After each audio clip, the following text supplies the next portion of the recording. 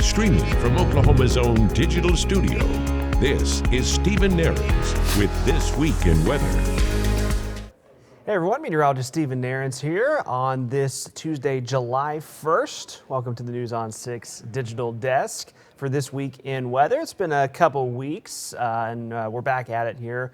And guess what? There's more significant severe weather and flooding stats and everything else to review as we've now hit the halfway point of 2025 and we're searching for an end to the rain. We'll talk about that. We'll also talk about the impact on the upcoming 4th of July time frame as far as the forecast for fireworks and everything else here in just a second. As always, as I always start off with on This Week in Weather, if you've got questions, comments, suggestions, and things you want to see discussed here, you know where to find me as far as my email address, my Facebook page. And as I've been saying, we've been, keeping an eye on, the comments section on our YouTube channel under these videos as well. I've had some suggestions there. There's been a few I've been able to get to, a few I haven't been able to get to, because of timing and everything else, because almost every episode of This Week in Weather up to this point, we've had active weather to talk about. But now as we get into the hopefully eventually quieter summer months, may have a little more time to discuss kind of some of those topics that you want to hear from me on. So again, you know where to find me if you have some things that you would like to see discussed here on This Week in Weather. All right, let's get into it. As, like I said, we've now hit July 1st, the halfway point of the year. And holy moly, what the last few months it has been from a weather standpoint. And again, we've kind of updated a lot of these statistics on a weekly basis so far here on This Week in Weather. And just an update on where we stand severe weather-wise, rainfall-wise. 86 tornadoes and counting for the state of Oklahoma. That's why I put the little asterisk on the screen there. That's where we stand for this point in the year, which is close to double our average for the first 6 months of the year, January to June. The average for January to June for the state of Oklahoma would be 49 tornadoes, and you see where we are at 86. Not as high, thankfully, as we were for tornadoes at this point in 2024, but still well above the average. And that's why, as you can see, the last 3 years, going back to 2023, all those highlighted in red, which have been above average. So it's 3 years running now that we have been above average on our tornadoes essentially through spring and through June. 2022 was the last time that we were a little behind schedule or behind average. Hopefully we can get a few more of those behind average or below average, to say, springs from a tornado standpoint going forward. But we have not had that the last few years. And as you are also well aware, we have just had buckets and buckets and buckets and feet of rain over the past 3 months. And again, it's just when you think you've seen about the extent of our astounding rainfall totals for the last few months, we just seem to one-up ourselves, right? So just going back to April, because as we've talked about a lot, that's kind of when the faucet really opened up from a rainfall standpoint. April, as you know, these are Tulsa-specific numbers. But obviously a lot of Green Country, all of Green Country has had similar humongous amounts of rain. So Tulsa specifically, April, it was our wettest April on record. And those records, for reliable records, go back anywhere from about 120 to 130 years ago as far as the record keeping here. So wettest April on record. May, you can see, was in like the top 25, but close to 9 inches of rain in May is a lot, even for May, which is typically our wettest month of the year. And now June has ended up as our third wettest June on record. So our wettest April on record, third wettest June on record. So just for that 3-month stretch, over 31 inches of rain in Tulsa. That is astounding, even by our Oklahoma standards. That is incredible. That beats our old record for April, May, and June by almost 3 inches of rain. Again, that is no small feat. And that is just for the last 3 months. Now going for the entire year to date, so from January 1st all the way to the end of June, look how close we are to having our wettest January to June on record. Just a few hundredths of an inch of rain short of 1973. That's the only year on record that had more rain from January through June. Just over 3 feet of rain for the year so far. And look at all the years that we've beaten. 2008, 2019, 2015 is just below kind of this list here. A lot of years that have been in 1995 as well, a lot of recent years that have been pretty memorable for a ton of rain in Green Country. We've beaten all of those except for 1973 by a hair. So just incredible amount of rain. And then one more way to kind of put this number into perspective for you, as you can see it on here on the screen. So you see that number, we've had just over 3 feet of rain so far this first half of the year in Tulsa. Our average for the entire year would be about 41 inches of rain. So we're halfway through the year, and we are only, 4.75 of an inch of rain, less than 5 inches of rain away from what would be our average for the entire year.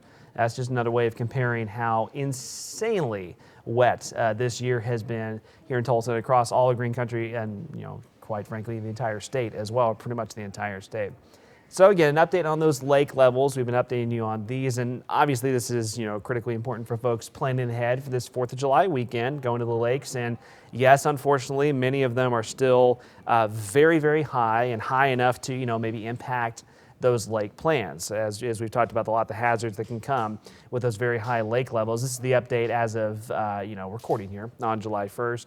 Unfortunately, a few of them have started to rise again after the storms we've had over the last few days. No, those rises should kind of slow down and cut off here pretty soon, and hope, if we start to get like Copan, Fort Gibson, Grand, 10 Killer, start to get those back into a, steady state or falling state pretty soon. But still obviously extremely impactful for lake plans for the 4th of July weekend.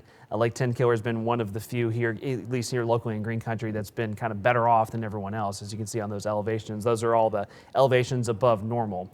And obviously, from Caw to Keystone to Copan to even Grand Lake and Hudson, Fort Gibson, Nuliga, they're way, way up there. So factor that into your plans for the weekend. I'm sure you probably have already for those of you that go to the lake a lot. I know you're well aware of this, but if you hadn't been to the lake much this summer, you're making those plans for 4th of July weekend, you got to be prepared to, alter some of those plans, possibly just because of the lake levels, because of the hazards that can cause on the lake, and obviously also a lot of these lakes where the levels are really high, that has led to some closures of campgrounds and things like that. So you got to be prepared for that if you are making lake plans for the upcoming weekend. The upper level air pattern, we have had the big H on the screen. I like to show the water vapor satellite because that's how we kind of show those upper level storm systems, kind of the jet stream track. That big H, that's that upper level ridge, the summer, what we call heat dome that tries to build this time of year, that when it strengthens enough, it shuts down the rain chances, really cranks up the heat. About, a week to a week and a half ago, it was centered over the eastern United States, was really strong, and that was leading to that major early summer heat wave in the East Coast. Well, now it's centered to our southwest, but it's relatively weak. Meaning that it's not just dominating the overall weather pattern. The arrows on the screen there, that's where the main jet stream flow is, way to the north, which is what happens this time of year as far as the stronger up-level winds. But this ridge heat dome is fairly weak in that it's not strong enough to totally shut down the rain and storm chances across Green Country. And that's going to continue for the next, possibly several days, as far as it not just totally shutting down our storm chances. As you take a look at the big picture here, as we head from the middle to the end portions of the week, there's just going to be, once again, some of these just small upper level disturbances that kind of just swing around the edge of that ridge and provide us those daily, kind of pop-up thunderstorm chances. Got the clock stopped on Friday for the 4th of July, Independence Day. And again, the ridge is centered just off to our south and east to, hopefully keep storm chances to a minimum, but just can't totally rule out 1 or 2 pop-up storms even on the 4th of July. Chances will be a little bit higher before that. We'll talk about that in just a second. But again, 4th of July, if all goes according to plan, yeah, I know, Oklahoma weather, when does it all go according to plan? But if it does, there's as of now, a pretty good chance that the 4th of July we're mainly just dealing with the normal summer heat and just monitoring for a pop-up storm or two. As we head into the weekend, the ridge kind of shifts back to the west again, but it's still in kind of a weekend state. So you notice as we head towards the tail end of this upcoming weekend, kind of the long holiday weekend, Saturday and then Sunday into Monday, we're back into somewhat of a northwest flow pattern again in the upper levels of the atmosphere, which typically promotes less of a, like pop-up storm chance and more of a chance of some organized storms heading our way. Again, that's the last thing that we need, but it does look like from Sunday to Monday of early next week, we're still going to have those chances. And then through the middle of next week, we're still kind of in a pattern. The ridge is strengthening off to our west. Heat dome's trying to crank up across the western United States, but we're still kind of in between here, where there's still a chance for the upper levels of the atmosphere to steer some storm systems our way, even into the first half of next week.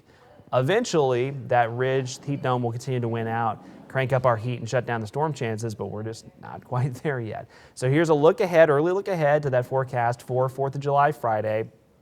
And again, still a few days out, so some of the slight details, details could change slightly. So we always encourage you to continue to check in with the weather team, throughout the week for the latest updates for this on the 4th of July as you make those holiday plans.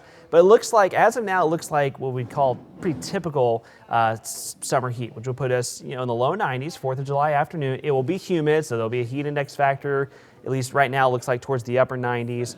Mostly just the heat and humidity, a steady south breeze, but once again, just can't totally rule out an isolated shower storm on 4th of July the way it looks right now, which just means kind of monitor those outdoor plans, just be prepared, to just enjoy the day on the 4th of July, but be prepared for possible changes. This would be for Friday evening, Friday night, for fireworks time on the 4th of July. Temperatures in the low 80s, the way it looks right now, which again, we've had a lot worse from a temperature standpoint for 4th of July night.